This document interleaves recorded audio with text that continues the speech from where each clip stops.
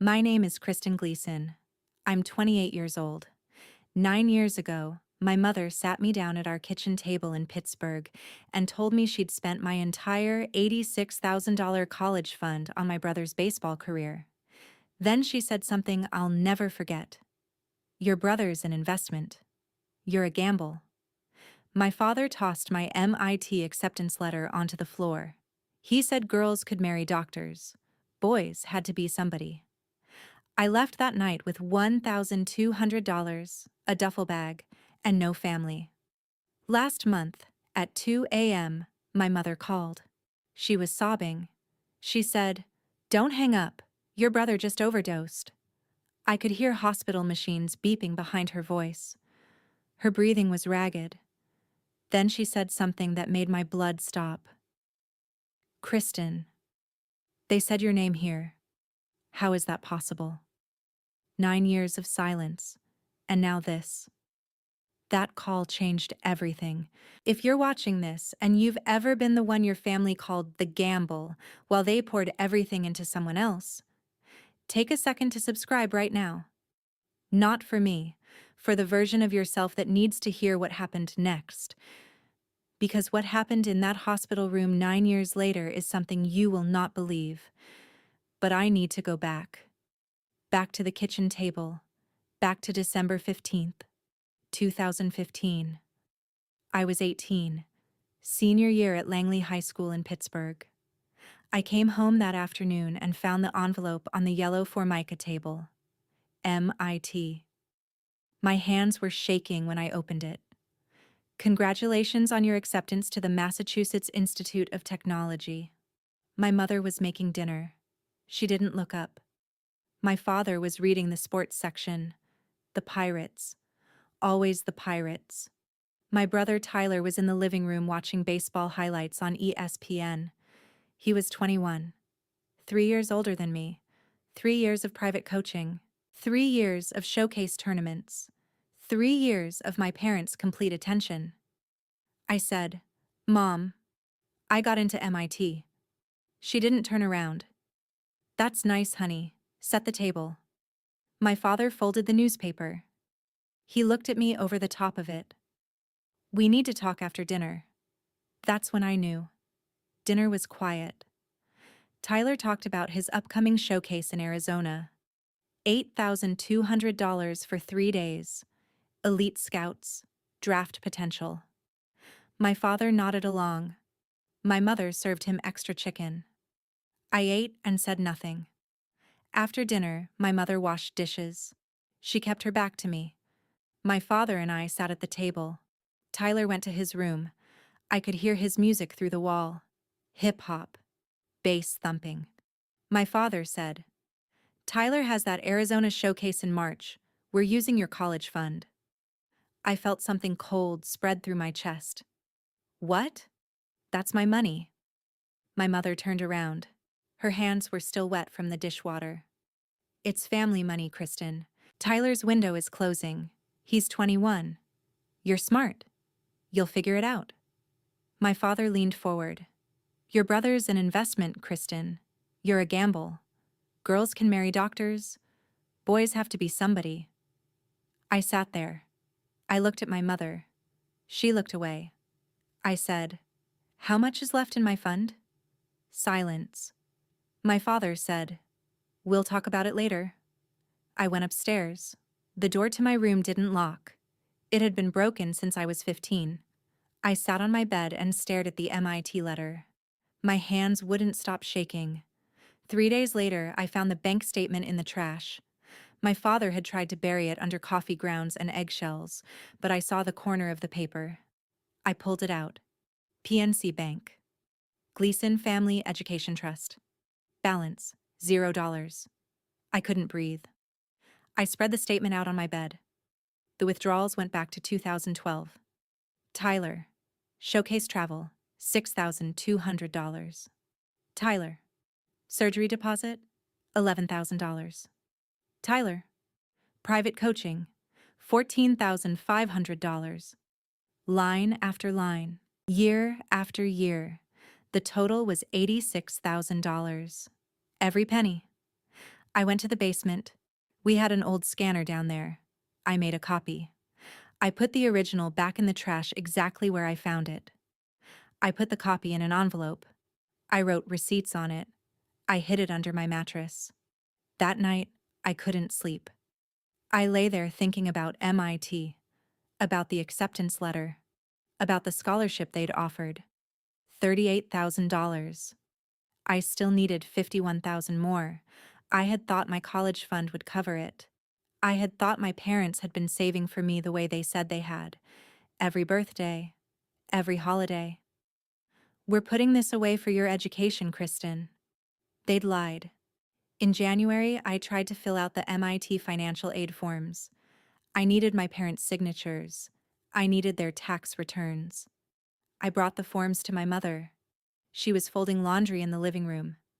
I said, "Mom, I need you to sign these." She didn't look at the papers. "We're not filling that out. You're not going." "What? You can't just—" My father came in from the garage. He was holding a beer. Yangling. Always Yangling. He was already drunk. It was 3 in the afternoon. He saw the papers in my hand. He grabbed them. He looked at the MIT logo at the top. And then he ripped them. Right down the middle. 3 pieces. He threw them on the floor. He said, "MIT nerds don't change the world, athletes do. Look at Derek Jeter. You think he went to MIT?" I bent down. I picked up the pieces. I went to my room. I closed the door. I taped the letter back together with Scotch tape. The tape was old. It left yellow marks on the paper. I folded it carefully. I put it with the bank statement. I emailed MIT admissions. I asked if I could defer without parental support. They said no. The financial aid deadline was February 1st. Without my parents' information, I couldn't apply. Without financial aid, I couldn't pay. Without payment, I couldn't attend. MIT was gone. In April, my brother texted me. "Yo sis, thanks for the dollars for my showcase, gonna crush it. When I sign that bonus, you'll get 10%. Promise. Love you." I stared at my phone. He didn't know. My parents hadn't told him. They'd used my money and let him think it was theirs. Let him think he owed me nothing. I typed back, "Good luck." I didn't tell him. What would be the point? He was just a kid chasing a dream. Our parents were the ones who'd stolen from me. Our parents were the ones who'd lied. I graduated high school on June 10th, 2016. I was valedictorian. I'd written a speech about opportunity and access. The principal made me change it. "Too controversial," he said. My parents didn't come to the ceremony. Tyler had a game. I came home. The house was empty. I went to my room.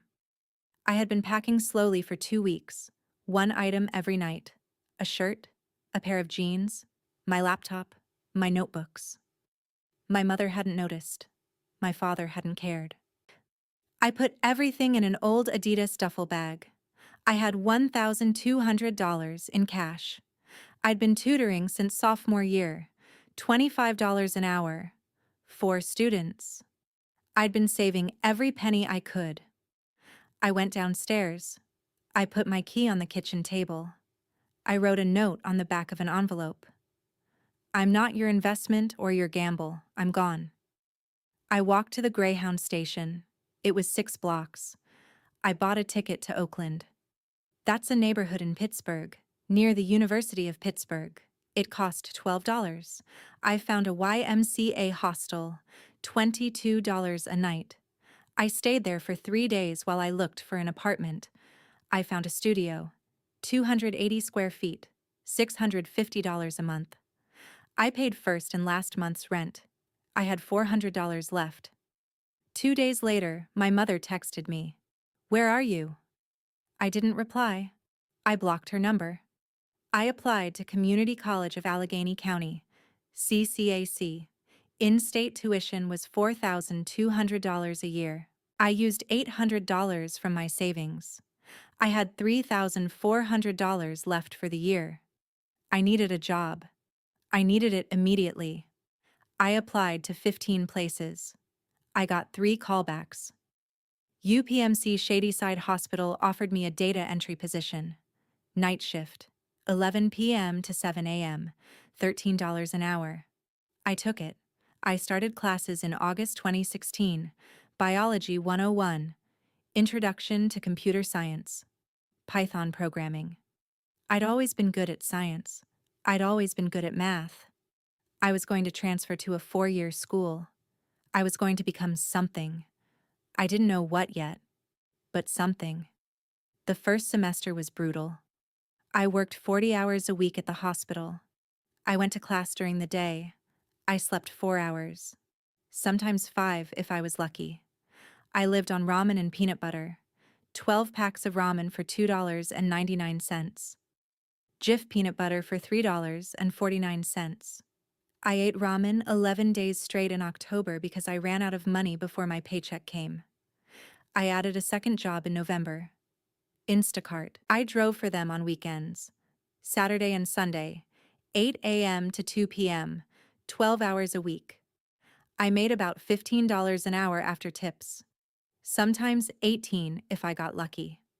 My car was a 2007 Honda Civic with 150,000 miles on it. I spent $40 a week on gas. I did the math constantly. Every dollar mattered. In December, I added a third job. Tutoring. SAT prep. I had 4 students. $25 an hour. 2 hours per student per week. 8 hours total. $200 a week. I tutored them in my studio apartment. Their parents would drop them off. I'd made my own materials. I couldn't afford to buy any. I worked 60 hours a week. I slept 4.5 hours a day during the week. 6 hours on weekends. I didn't get sick. I couldn't afford to get sick. I didn't have health insurance. In December, I collapsed in the hospital break room. It was 4 a.m. Low blood sugar. I hadn't eaten since the morning before. A nurse named Janet found me. She was a single mom. She was kind. She gave me a granola bar. She said, "You can't keep doing this." I said, "I'm fine." She said, "No, you're not." But I kept doing it. Because I had to. Because I had a plan. Transfer to Carnegie Mellon. Get a real degree. Get a real job. Build a real life. In December 2017, I applied to transfer to Carnegie Mellon. My GPA at CCAC was 4.0. Every class. Every semester. I wrote my application essay about challenges I'd overcome. I wrote about working nights and going to school during the day. I didn't mention my family. I didn't want pity. I wanted admission. My biology professor, Dr. Sandra Murphy, wrote me a recommendation letter. She was the only person who knew part of my story. Not all of it. Just that I was working multiple jobs. Just that I was doing this alone. She said to me once, "Kristen, why are you here? You could be at MIT." I said, "Long story." She didn't push. I submitted my application on December 15th, 2017. Exactly 2 years after I'd gotten my MIT acceptance letter. I paid the $75 application fee. They waived it when I showed them my financial situation. In March 2018, I got the email. "We reviewed your transfer application to Carnegie Mellon University." I opened it. My hands were shaking, just like they'd shaken when I opened the MIT letter. I scrolled down. Accepted. Partial scholarship, $18,000 a year. Tuition was $58,000.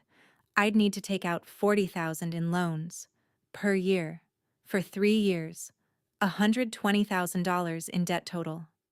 If you were ever called a gamble by your own family, hit that like button right now.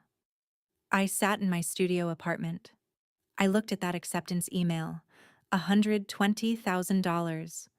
That's more debt than most people take on for medical school. That's more than my parents' mortgage. But I didn't have a choice. I couldn't stay at CCAC forever. I couldn't build the life I wanted with an associate's degree. I went to PNC Bank, The same bank that had held my college fund, the same bank where the balance had gone to zero. I sat across from a loan officer. He was maybe 50. He had gray hair and glasses. He looked at my application. He said, "You're taking on $120,000 in debt without parental support. Are you sure?" I said, "I'm sure." He processed the paperwork. I signed. My hands were steady this time. This debt was mine. This choice was mine. Nobody had stolen it from me. Dr. Murphy came with me to the bank. She didn't have to, but she did. When I walked out, she said, "You can do this." I believed her. Move-in day at Carnegie Mellon was August 2018. I was 21 years old. I loaded my Civic with everything I owned, one duffel bag, one box of books, my laptop. I drove through Pittsburgh. The GPS took me past my old house on Ford Street. I hadn't meant to go that way, but there it was. The porch light was on. I didn't stop. I kept driving. Carnegie Mellon was different. Everyone around me came from prep schools. Andover, Exeter. Their parents paid full tuition. They had meal plans and new laptops and winter break trips to Aspen. I had a work-study job cleaning bathrooms in Hammerschlag Hall. 10 hours a week, $11 an hour. My major was biomedical engineering with a concentration in computer science, not a double major. I didn't have time for that. But enough CS classes to understand algorithms, enough engineering classes to understand medical devices, enough of both to maybe someday build something that mattered. The first day of my engineering class, the professor said, "This course has a 40% drop rate. Look left. Look right. One of you won't be here in May." I looked left. I looked right. I thought, I didn't come this far to drop. In October 2018, I went to office hours for Biomedical Engineering 301. The professor was Dr. Helen Kowalski. She was 62. She'd immigrated from Poland in the 80s. Her office was covered in photos of biosensor patents. There was a Polish flag on her wall, a tea set on her desk. I came in with questions about our course project. We were designing a biosensor for glucose monitoring. I'd been working on it every night after my janitorial shift. Dr. Kowalski looked at my work. She looked at me. She said, "You work janitorial?" I said, "Yes." She said, "I cleaned hospital floors at night to pay for my degree in Warsaw. The work doesn't define you. The work after defines you." I felt something crack open in my chest. I said, "How did you end up here?" She said, "Community college first, then transfer, then graduate school, then this." She gestured at her office, her patents, her life. "I started where you are." She asked about my background. I told her I was a transfer student. I told her I was working 3 jobs. I didn't tell her about my family. Not then. She said, "You belong here." I hadn't heard that in a long time. In December, Dr. Kowalski asked me to join her research project, Diagnostic Algorithms, using machine learning to detect diseases earlier. I said, "I don't know if I'm qualified." She said, "You're hired." I worked in her lab for the next 2 years. I learned machine learning. I learned Python at a deeper level. I learned how to read medical research papers. I learned how to think about problems that killed people. In March 2019, Carnegie Mellon hosted a hackathon, Healthcare Innovation. I signed up. I teamed up with 2 CS students. One dropped out after 6 hours. The other one slacked off. I ended up coding solo for 32 hours straight. My project was a machine learning algorithm that detected sepsis from vital signs patterns. Sepsis kills 270,000 Americans every year. Most of it is preventable if you catch it early. My algorithm could detect it 6 hours before traditional diagnosis. 6 hours. That's the difference between life and death. I presented to the judges. They were impressed, but skeptical. This needs clinical validation, one said. Have you thought about real-world application? I said. I don't have the resources. He said. Find them. I won second place. $2,500. I paid 4 months of rent with it. Dr. Kowalski saw the project. She said, Kristen, this is publishable. This could save lives. Have you thought about founding a company? I looked at her. I said, I don't come from people who build companies. She smiled. She said, neither did I. I graduated from Carnegie Mellon on May 15, 2021. I was 24 years old. My GPA was 3.87. Biomedical engineering with a computer science concentration. No family attended. I didn't invite them. Dr. Kowalski came. She gave me a gift. A framed quote. You are not a gamble. I hung it on my wall. I got my first job in June. Junior developer at a small health tech startup in Pittsburgh. Telehealth solutions. $72,000 a year. It felt like a fortune. It wasn't. After taxes, I took home about $4,500 a month. My student loan payment was $1,840. My rent was $1,100. That left me $1,560 for everything else. Food, gas, utilities, savings. I started paying down the loans aggressively. Extra $500 a month when I could. I wanted that debt gone. I wanted to be free. I worked at Telehealth Solutions for 2 years. I was good at it. I built features for their patient monitoring system. I learned how startups worked. I learned how to ship code fast. I learned how to talk to users. I saved $45,000. My debt went down to $95,000. In January 2023, I quit. My boss said, "You're insane. You have loans." I said, "That's why I have to do this now." He didn't understand. But Dr. Kowalski did. I called her. I said, "I'm going to try." She said, "I'll be your advisor." I filed a Delaware C Corp on January 31, 2023. MediSignal AI Inc. I gave myself 10 million founder shares. It felt surreal. I was 26 years old. I had no co-founder. I had no funding. I had $45,000 in savings and an algorithm that might save lives. In February, I went to a virtual healthcare hackathon. Stanford hosted it. I couldn't afford to fly there. I did it from my apartment. I demoed my sepsis detection algorithm. A guy named Jordan Finley saw it. He'd gone to Stanford CS. He'd worked at Google Health for 2 years. He was bored. He said, "This is the best diagnostic ML I've seen. Are you fundraising?" I said, "I don't know how." He said, "I do. Let's talk." We talked for 3 hours. He asked me why sepsis. I said, "Because it kills 270,000 Americans a year and we can stop it." He said, "I'm in." We became co-founders. He took 25% equity as CTO. No salary for the first 6 months. I kept 45%. We left 30% for investors. Then came the hard part. Fundraising. We pitched 47 angel investors between March and May 2023. 44 said no. Too early. Clinical trials needed. Not enough traction. Come back when you have FDA approval. One investor said, "People will die while we wait for approval." He said, "That's not my problem." 3 investors said yes. We raised $1.2 million. Our lead investor was a former hospital CEO. He understood what we were building. Our valuation was $4 million post-money. My equity dropped to 45%. But we had runway. We had a chance. The first wire hit the bank in May.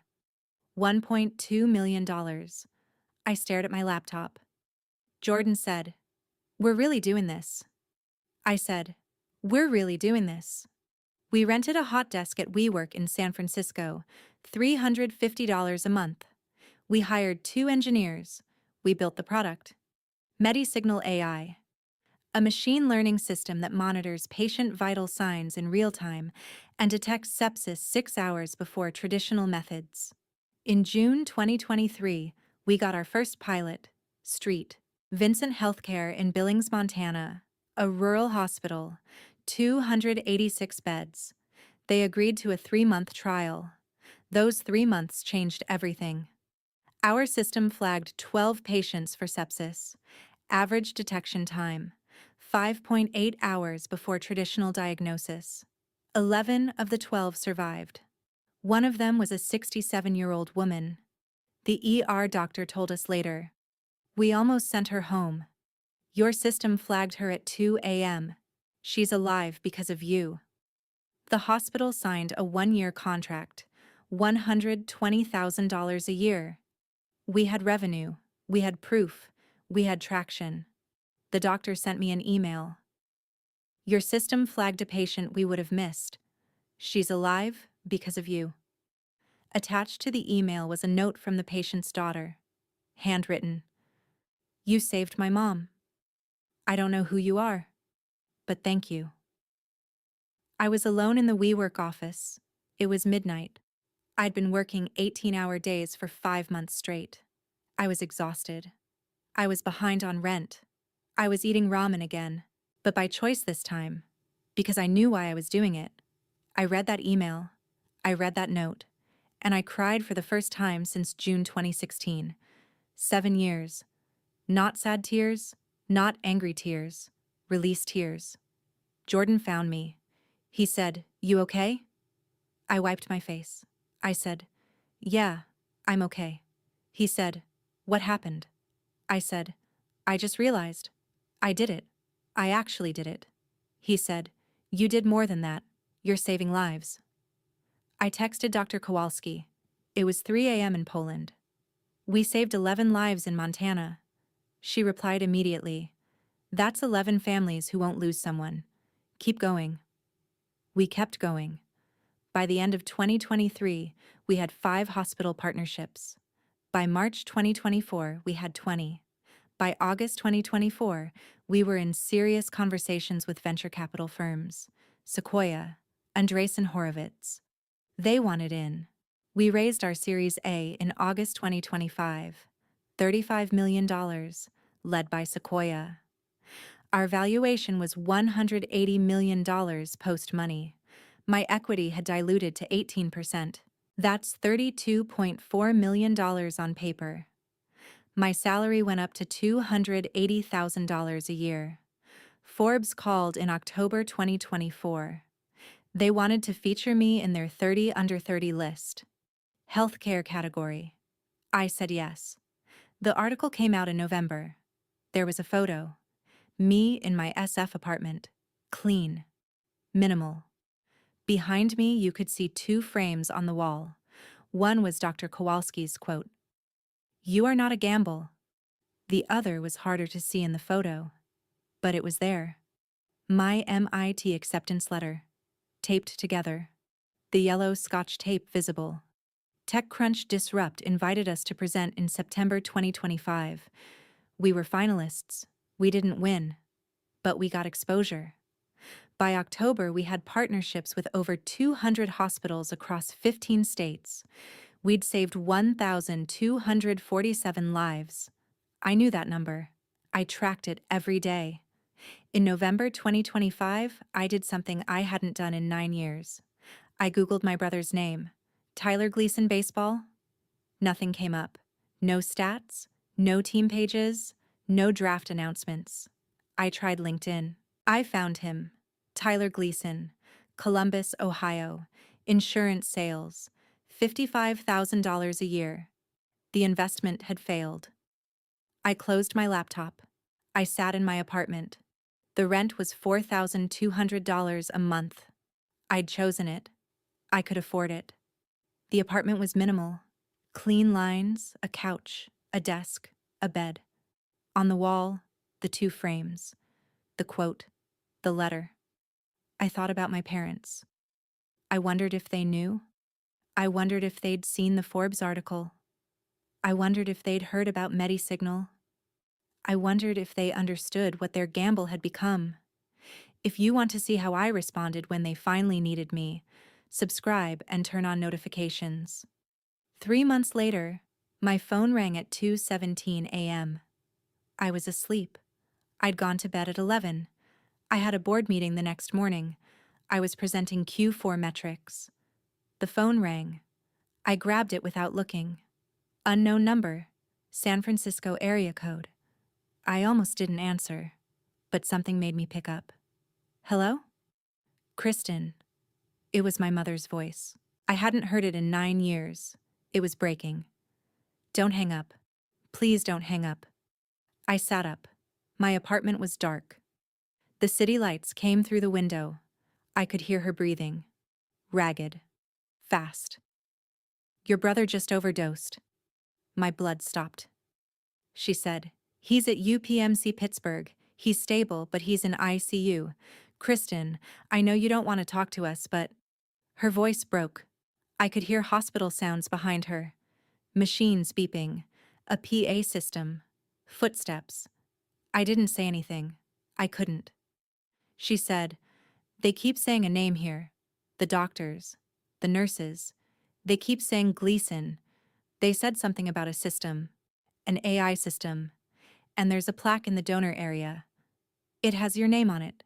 It says, MediSignal AI. Kristen Gleason. Founder and CEO. Forbes, 30 under 30. Her breathing got faster. He saw it. Tyler saw it. He was in the ICU waiting area and he saw the plaque, and he asked the nurse, is that my sister? She didn't know. He started crying.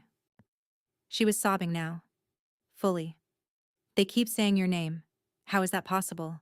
Kristen, is that you? Did you build this? Is your company the reason he's alive? I sat there. 47 seconds of silence. I counted them. My mother said, Kristen, are you there? I said, I'm here. My voice was steady, cold, controlled. I'll call you back in 24 hours. I hung up. I sat on the floor of my apartment. I pulled my knees to my chest. My phone rang again. My mother. I didn't answer. It rang 7 more times. 3 from my mother. 3 from a number I didn't recognize. 1 from a number that might have been my father's. I didn't answer any of them. I sat there until sunrise. At 8 a.m., I called someone I hadn't talked to in 9 years. Aunt Emily Carter, my father's sister. She was a nurse in Cleveland. She'd been estranged from the family since 2016. She'd tried to defend me. My father had hit her for it. She answered on the second ring. Kristen? Aunt Emily. Oh my God, Kristen. Are you okay? I said, did you hear about Tyler? Your mother called me this morning. Overdose. Fentanyl. He's stable. I said, tell me what happened, all of it. She did. Tyler had blown out his shoulder. 3rd rotator cuff surgery. He'd been prescribed opioids for pain.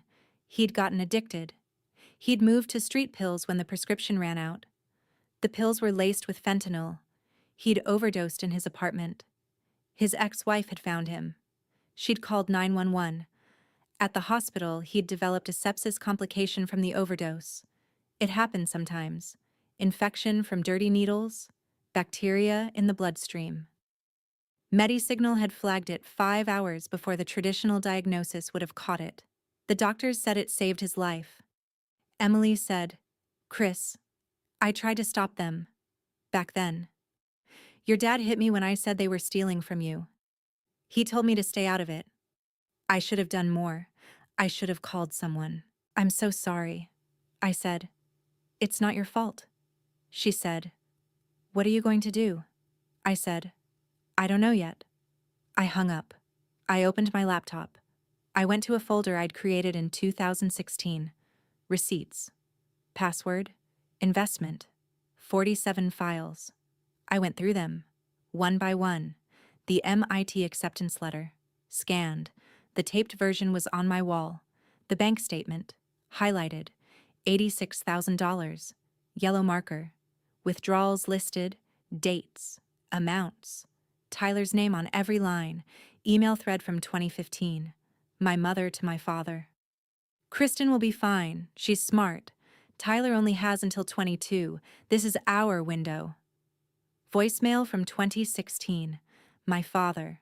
Drunk. Slurred. Kristen, your brother didn't get drafted. He's working at Dick's Sporting Goods now. We thought, call your mother. Text message screenshot. Tyler. April 2016. Yosis, thanks for the dollars for my showcase. Gonna crush it. When I sign that bonus, you'll get 10%. Promise. Love you. The Tommy John surgery bill. $22,000. Withdrawn from the Gleason Family Education Trust. Tyler's name. My fund. I sat back. 9 years of receipts. 9 years of proof. 9 years of silence. I Googled my brother. Tyler Gleason, Pittsburgh. Public records came up. $95,000 in medical debt. Divorced. 2 kids. Child support arrears. Construction job now. $48,000 a year. I Googled my father. Vincent Gleason. Diabetes complications. No insurance. He'd been driving for Uber. Gig work doesn't come with health insurance. He needed surgery. $18,000. My mother was back working as a nurse. Night shift. $52,000 a year. She'd quit nursing in 2012 to manage Tyler's baseball career full-time. Now she was back. She couldn't cover both Tyler's needs and my father's surgery. I sat with this information for hours. I didn't eat. I didn't move. I just thought. At 6 p.m., I started typing an email to my mother. Subject line, your call. I wrote 4 paragraphs. I deleted them. I wrote 1 sentence. I need to see the receipts before I respond. I didn't send it. I saved it as a draft. At 9 p.m., Jordan called. You okay? You missed the board meeting. I said, family emergency. He paused. He knew I didn't have family, or that I'd said I didn't. You want to talk about it? I said, not yet. He said, okay, I covered for you. We rescheduled for next week. I said, thank you. He said, Chris, whatever it is, you don't have to do it alone. I hung up. But I knew he was wrong. I did have to do this alone. Because this was mine. This wound was mine. This choice was mine. 2 days later, I got an email. Harvard Medical School, conference invitation, AI and Medicine Summit 2026, January 8th. They wanted me as a featured speaker. They'd seen our data. 1,247 lives saved, 200 hospitals. Fastest adoption rate for diagnostic AI in rural medicine. Combined with my Forbes recognition, they wanted a practitioner voice instead of another academic researcher. I accepted. I didn't tell my mother I was coming to the East Coast. I didn't tell anyone. January 8th, 2026. Harvard Medical School Conference Center. Boston. 800 people in the auditorium. Physicians, researchers, hospital CEOs, venture capitalists. I was scheduled to speak at 11:15 a.m. My talk was called Democratizing Diagnostics: How AI Closes the Care Gap. I wore a Navy theory suit, white silk blouse. On my right hand, I wore my MIT class ring. I'd bought it for myself in 2023. I'd never gone to MIT. But I'd earned the right to wear that ring anyway. I stood backstage. My heart was pounding. Jordan was in the audience. Row 5. He gave me a thumbs up. They called my name. I walked out. The lights were bright. I couldn't see past the first few rows. I started my talk. I showed slides, data, impact, lives saved, hospital partnerships, the business case for early sepsis detection. Halfway through, I showed a slide. MediSignal impact, 1,247 lives saved, 200 plus hospital partnerships. I glanced down at the audience. Row 18. I saw her. My mother. Next to her, my father. He had a walker. Diabetes neuropathy. Next to him, Tyler. Gaunt. Thin. His eyes hollow. My voice caught. Half a second. I recovered. As I was saying, Jordan saw it. He looked at me. He mouthed, "You okay?" I nodded. I kept going. I finished my talk. Applause. Questions. I answered them on autopilot. My hands were steady. My voice was steady. But inside, I was screaming. After my talk, I walked off stage. My mother was waiting in the hallway. My father. Tyler. They looked old. Tired. Broken. My mother said, "Kristen." I looked at her. I said, "Follow me." I'd booked a private conference room. Small. Windows overlooking the Harvard campus. A table. Chairs. I'd planned this. Just in case. I walked in. They followed. Jordan came with me. He didn't ask. He just came. I needed a witness. We sat. Them on one side, me and Jordan on the other. I put my laptop on the table. I opened it. I pulled up a file. I connected to the projector. My father said, "Kristen, we just wanted to..." I held up my hand. "No. You don't get to talk yet." I pressed play. The first slide appeared. The MIT acceptance letter. Scanned. The tape visible. I said, "December 15th, 2015. I was accepted to MIT. You ripped this letter and threw it on the floor. You told me girls could marry doctors. Boys had to be somebody." My mother's face crumpled. Tyler looked at the screen. He'd never seen this. Next slide. The bank statement. $86,000. Highlighted in yellow.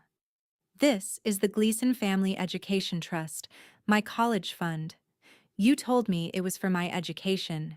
You withdrew every penny between 2012 and 2016. $86,000. All of it went to Tyler." Tyler looked at my father. "You told me that was your money." My father didn't answer. Next slide. The email thread.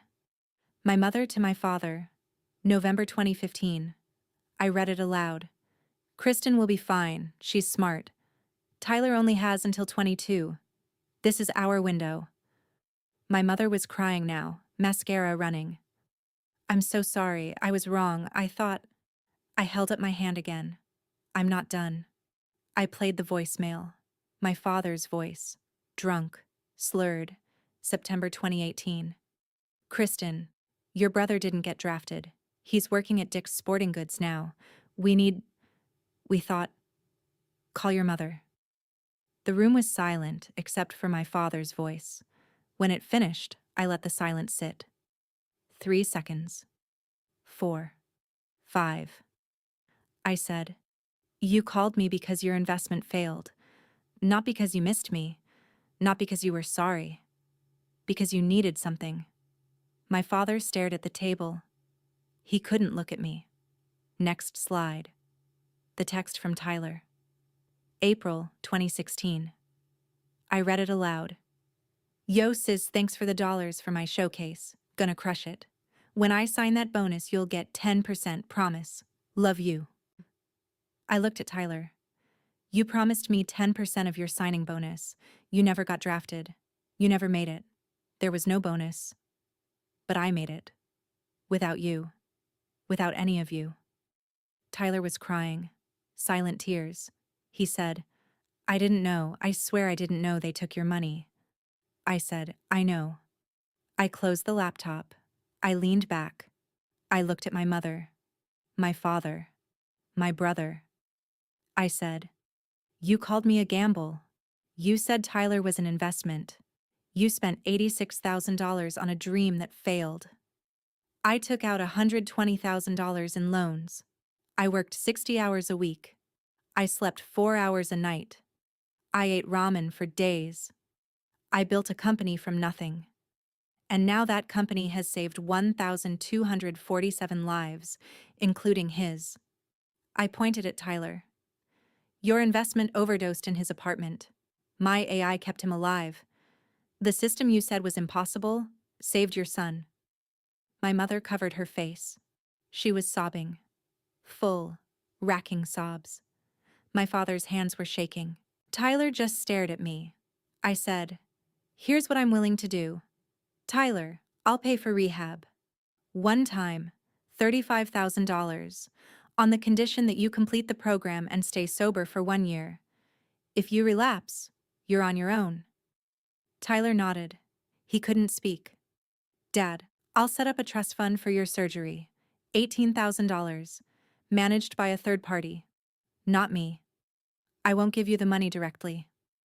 My father said, "Kristen, I'm not finished. All of you will go to family therapy, 3 months minimum. I choose the therapist. Attendance is mandatory. If you miss a session, the funding stops.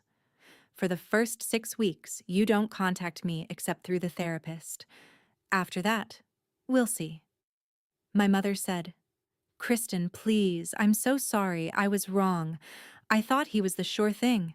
I thought you'd be fine. I was so stupid. I was so wrong." I looked at her. I felt something crack in my chest. Not forgiveness. Not yet. But maybe the beginning of something. Or the end of something. I couldn't tell. I said, "You thought I was the gamble. I became the system that saves lives, including his." I stood up. "I have a ceremony at 4 p.m. I need you to leave now." My father said, "Kristen, thank you. I don't deserve—" "No, you don't. But he does." I pointed at Tyler. "He was a kid. You were the adults. You made the choice. He just lived with it. So I'm helping him. And I'm giving you a chance. But I'm not giving you control. Not anymore." I walked to the door. I opened it. "I'll wire the funds tomorrow. Don't call me. I'll call you." They stood. They walked past me. My mother tried to touch my arm. I stepped back. She nodded. She understood. Tyler stopped. He said, "I'm sorry." I said, "I know." They left. The door closed. Jordan and I stood there in silence. He said, "Holy shit." I said, "Yeah." He said, "You okay?" I said, "I don't know. Ask me in a year." 2 weeks later, January 22nd, 2026. UPMC Pittsburgh. Hospital partnership ceremony. The same hospital where I'd worked data entry in 2016. The same hospital where Tyler had been treated for his overdose in November. The same hospital where MediSignal AI was now officially rolling out across all 15 UPMC facilities. 200 people attended, hospital staff, donors, press. I stood on stage. Behind me, a plaque. MediSignal AI Partnership, Kristen Gleason, founder and CEO. I gave a short speech. I talked about the technology. I talked about the impact. I talked about what it meant to bring this system home to Pittsburgh. And then I said something I'd been holding on to for 9 years. I want to dedicate this partnership to everyone who was ever told they were a gamble. To everyone who was told they weren't the sure thing. To everyone who was told to step aside so someone else could shine. You were never a gamble.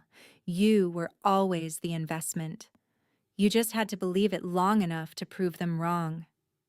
The room was quiet, then applause. I saw Aunt Emily in the audience. She was crying. I'd invited her. She'd come. Chosen family.